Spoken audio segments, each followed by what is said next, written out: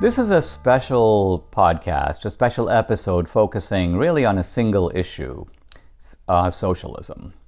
Now, normally I don't get to do this in a podcast. I do a sort of roving tour, a kind of tour d'horizon of issues that are going on day to day. I try to give you a little bit of texture or depth on those issues, but I don't get a chance to do any kind of a real deep dive. So every now and then I'd like to try to plunge below the surface, you might say, and look at a topic in greater depth. Now, socialism has suddenly, out of nowhere, come into the mainstream of American politics.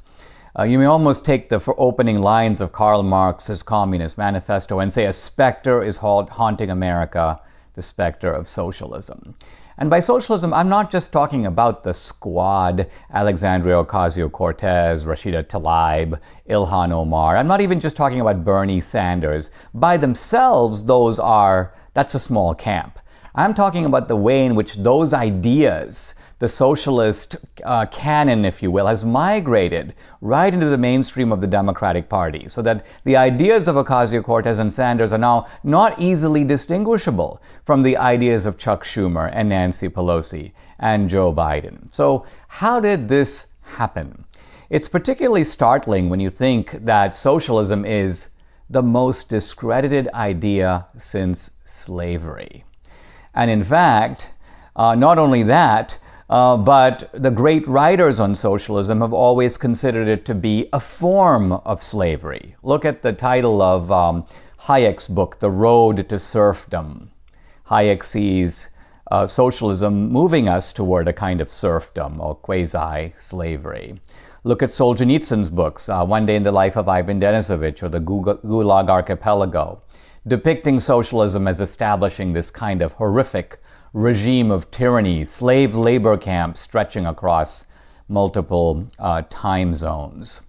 And Orwell also sees the kinship between socialism and slavery. Now, here's the remarkable thing. Slavery is dead. I mean, slavery in the old form is gone. Now, I admit there's certain forms of slavery, sex trafficking and so on that go on, but there's no party of slavery in the world anymore. There's no group of people, let alone in American politics, let alone a mainstream political party that says things like, well, slavery was an excellent idea. True, the implementation was poor here and there and everywhere, but this time we're really going to get slavery right.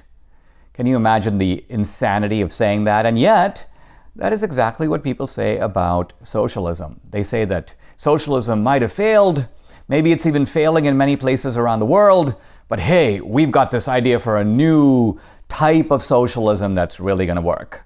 So we're going to look at all that. But let's start by looking a little bit at the historical record of socialism. Because socialism in the last century was, you may almost say, the mainstream. Socialism existed in more than 25 countries. We know all about socialism in the Soviet bloc, but we also had socialism in China. We had socialism all over Asia in countries like Vietnam, Laos, Cambodia, North Korea. In South America, the governments of Cuba, Nicaragua, Bolivia, Venezuela. In Africa, Angola, Ghana, Tanzania, Benin, Mali, Mozambique. The list goes on. So socialism, you can't say it didn't have a trial run. It did.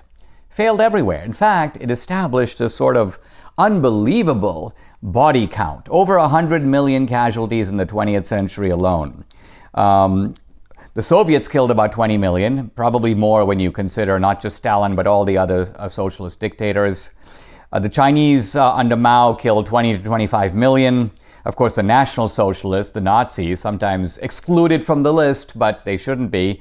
They murdered not just Jews, but Poles, Russians, Eastern Europeans, so many others. So Orwell's description of socialism, a boot stamping on a human face, is a pretty good summary of the socialist record. Now, interestingly, socialism collapsed around the world not just because it was a political failure, not just because of tyranny. It was also an economic failure. And this is key. And interestingly, this is something that George Orwell missed. If you were to look at Orwell's classics, Animal Farm or 1984, you have the socialist state, but the problem isn't an economic problem. Orwell is focusing on the political failure of socialism, on the tyranny of socialism, but he never shows how socialism creates this totalitarianism. And he always leaves open the possibility of some other type of socialism that might work, that's not tyrannical. But in the real world, socialism failed because it was an economic disaster. That's why Gorbachev in the Soviet Union moved away with glasnost and perestroika, and then the whole system collapsed. In China, the Chinese realized socialism doesn't really work, and so the Chinese still have communism, the communist political structure, but they moved to a more capitalist, a state-run capitalist economic structure. So socialism, of course, has been a miserable failure all over South America, in Asia, countries like Zimbabwe, Cuba, or Venezuela today. The bottom line is that socialism has been a disaster everywhere, and this, of course, creates a huge mystery. If something has failed again and again and again, I mean, this is sort of like Elizabeth Taylor's 8 marriages, you know. To get married after 8 times is like someone said, it's the triumph of hope over experience. And the same can be said over socialism. It's failed 25 times. It seems borderline idiotic to think that there's some new form of socialism heretofore unimagined. And this time, guys, it's really going to work.